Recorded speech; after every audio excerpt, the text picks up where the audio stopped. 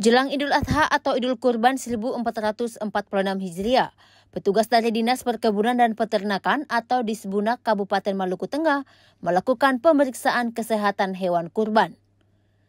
Pemeriksaan dilakukan pada hewan kurban pada sapi dan kambing. Kepala Bidang Peternakan dan Kesehatan Hewan Disbunak Maluku Tengah, Sulaiman Talaohu mengatakan, pemeriksaan kesehatan hewan kurban penting dilakukan guna memastikan hewan yang akan dikurbankan sehat dari penyakit mulut dan kuku atau PMK, baik melalui tes laboratorium maupun melalui pengecekan riwayat kesehatan hewan. Hasil pemeriksaan kesehatan tersebut kemudian digunakan untuk menerbitkan surat keterangan kesehatan hewan yang wajib dikantongi oleh pemilik ternak sebelum dikirim ke pembeli atau ke pemesanan. Disbunak Maluku Tengah berharap dengan adanya pemeriksaan kesehatan ini, masyarakat dapat merasa aman dan nyaman dalam menjalankan ibadah kurban.